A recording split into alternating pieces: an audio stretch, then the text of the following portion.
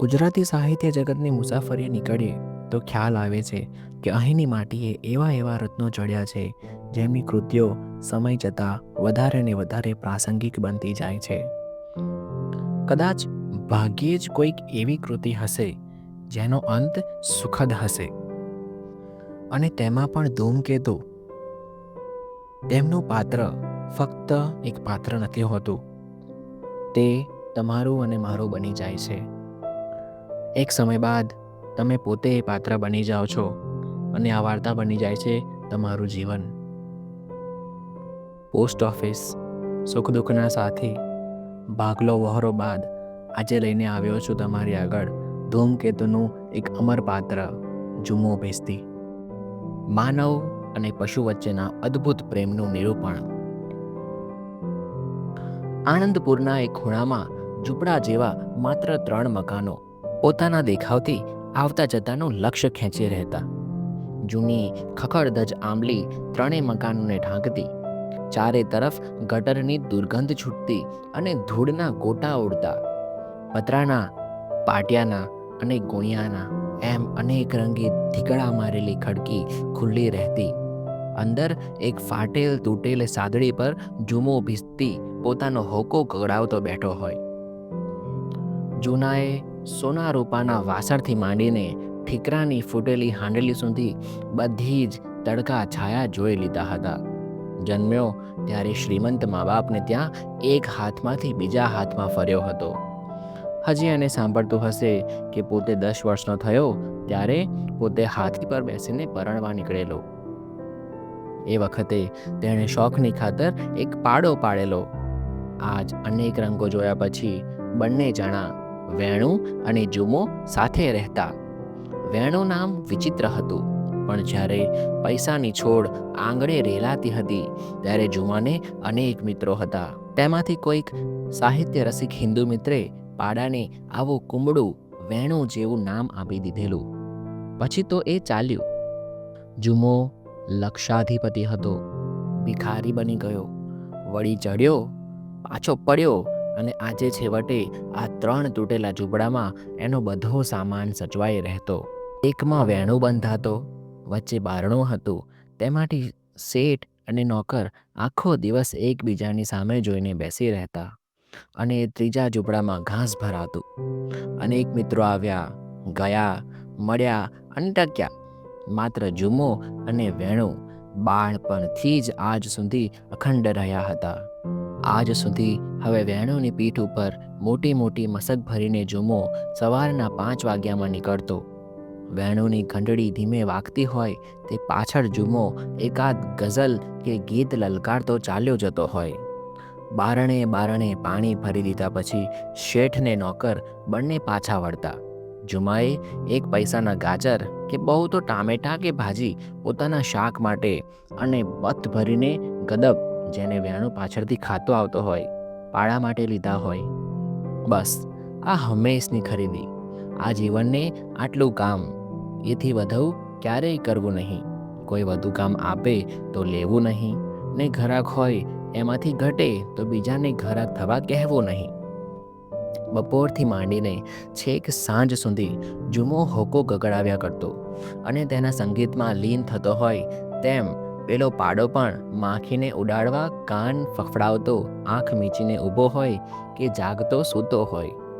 શેઠ ને નોકર બપોરથી સાંજ સુધી સામસામે એકબીજાને નિહાળ્યા કરતા. એક સાંજે બંને મિત્રો ફરવા નીકળતા અને નદીના કાંઠા સુધી જઈ પાછા વળતા.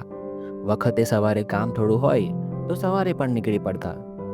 એક દિવસ સવારે 5 વાગ્યે આ પ્રમાણે બંને ફરવા નીકળ્યા. જુમાને વિચાર હતો કે પાડો થોડું ઘણું ચરે તો સારું, પણ વેણુને એમ લાગ્યું કે એમ બહાર ખાતા ફરવું એ ગૃહસ્થાયના લક્ષણ નહીં. એટલે જુમો ખવડાવવાનું કરે તો પણ પાડો રણકીને ઊભો રહે અને ના, નહીં ખાવું એમ સ્પષ્ટ સંભળાવી દે. અને જુમો થાક્યો, ચાલ ત્યારે ઘેર જઈને ખાજે, તને પણ લાડ કરવાની ટેવ પડી છે. વિજય થયો હોય તેમ પાડો આનંદમાં રણક્યો. પોતાના પૂંછડાને બરડા પર પછાડ્યું ને જુમાની સામે જોઈ કાન ફફડાવીને રડક કરતોકને ચાલ્યો. જીતના આનંદમાં પહેલાં તો એ થોડોક દોડ્યો. જો જો હવે પાછું વાળું કે દોડવાનું છે? જુમાએ મોટેથી ઠપકાની બૂમ પાડી, પણ તે પહેલાં વેણુ તો રસ્તે ચડી ગયો હતો. રસ્તામાં આડે રેલવેની સડક હતી. જરાક ઉતાવળે ચાલતા પાડાનો પગ રેલના બે પાટાની વચ્ચે આવી ગયો. પગને કાઢવા તેણે પ્રયત્ન કર્યો, પણ ફોગટ ધબ્બ થઈને નીચે બેસી ગયો ને જેમ જેમ પગ કાઢવા પ્રયત્ન કર્યો તેમ તેમ વધારે ને વધારે ભરાતો ગયો. જુમો પાછળ હતો. તે શ્વાસભેર દોડ્યો આવ્યો. તેણે આવીને પાડાનો પગ લઈ આમ તેમ મચોડ્યો, પણ બધું વ્યર્થ. આછું અંધારું ને આછો ઉજાસ હતો.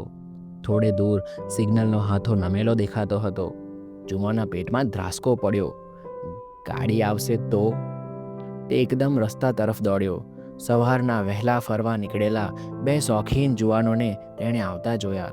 તેમના એક એક હાથમાં નેતરની સોટીઓ ઉછળતી હતી અને ખુશનુમા હવા લેવા માથા પરથી ટોપીઓ ઉતારી બીજા હાથમાં લઈ લીધી હતી. ગાંડો દોડે તેમ જુમો દોડ્યો. એ ભાઈ સાબ, મારો પાડો અબ ઘડી કપાઈ જશે. જુઓ, પણ એ જુઓ, પાટામાં સપડાયો છે. બંને જણાએ જુમાએ દેખાડ્યું ત્યાં જોયું. કાંઈક કાળું કાળું તરફડતું લાગ્યું. શું છે? મારો વેણું, પાડો. ઓહો, જા ફાટકવાળા પાસે દોડ. તમે મા બાપ ટેકો દો તો પગ નીકળી જાય, જીવ બચે. અમે? તું દોડ ફાટકવાળાને કહે. એમ કહીને બંને જણા તો ચાલતા થઈ ગયા. જુમો ફાટકવાળા તરફ દોડ્યો, પણ ઘરમાંથી આવતા ઘંટીના અવાજ સિવાય કોઈ માણસ ફરકતું લાગ્યું નહીં. એટલામાં છેટે ગાડીની સિસોટી સંભળાઈ. જુમાએ ચારે તરફ એક નિરાશ દ્રષ્ટિ ફેંકી, પણ માણસનું કોઈ છયું સરખુંએ જણાયું નહીં. ઝપાટા બંધ સિગ્નલના થાંભલા તરફ દોડ્યો. સાંકળ ખેંચી. ઘંટીના અવાજમાં તેનો સાદ સંભળાય તેમ હતું નહીં. તેણે જોરથી બારણામાં પાટું માર્યું. એ કોણ? એ ચાલો ભાઈ બહેન, સિગ્નલ ફેરવો, મારું જાનવર કપાઈ જશે. ઘેર કોઈ ભાઈ માણસ નથી. બસ આટલા બેદરકાર જવાબની સાથે જ ઘંટી ફરીથી ગાજવા માંડી. હવે ટ્રેનનો અવાજ પણ સ્પષ્ટ સંભળાવા લાગ્યો. દોડો, મારું જાનવર કપાય છે. જુમાએ હતું તેટલું બળ કરીને ચીસ પાડી, પણ એના કર્કશ પડઘા સિવાય શાંતિ જેવી હતી તેવી જ રહી. જુમાએ આકાશ તરફ જોયું. છેલ્લો તારો આથમતો હતો. અજવાળું વધવાને બદલે ધુમ્મસ પથરાતું હતું. ગાડીનો અવાજ તદ્દન નજીક આવતો હતો. તેણે પોતાની લાકડી ફેંકી દીધી. યા પરવરદિગાર, તેણે મોટેથી બૂમ પાડી. એટલું બોલીને જુમ્મો એકદમ દોડ્યો. વ્યર્થ મહેનત પછી વેણુ થાકીને હાંફતો પડ્યો હતો. તેની ગોદમાં તે ભરાઈ બેઠો. વેણુએ તેને શાંત રીતે ખંજવાળ્યા કર્યું. દોસ્ત, ભાઈ, વેણુ, આપણે બંને સાથે છીએ હો. અને એમ કહીને જુમો છેક તેના પગ પાસે પડ્યો. દર પડે ટ્રેનના ધબકારા વધ્યા. સિસોટી પર સિસોટી થઈ. જોશબંધ ફરતા પૈડા સંભળાયા. જુમો વેણીને ભેટી પડ્યો. જેવી ગાડી છેક નજીક આવી કે તરત જ પોતે બેભાન થાય એ પહેલાં વેણુએ માથું ઊંચક્યું અને પોતાના શેઠને બચાવવા માટે એક ઝપાટે માથું મારીને તેને પાટાથી દૂર ફેંકી દીધો. વેણુ પર થઈને આખી ટ્રેન ચાલી ગઈ. તેના ધગધગતા લોહીના પ્રવાહથી જુમાનું કેડિયું ભીંજાઈ ગયું. તેને કળ વળીને બેઠો થયો ત્યારે લોહીના ખાબોચિયામાં ઢંકાયેલા થોડા છૂટાછવાયા ભાગ સિવાય તેના પ્યારા મિત્ર વેણુનું કાંઈ પણ નામ નિશાન રહ્યું ન હતું.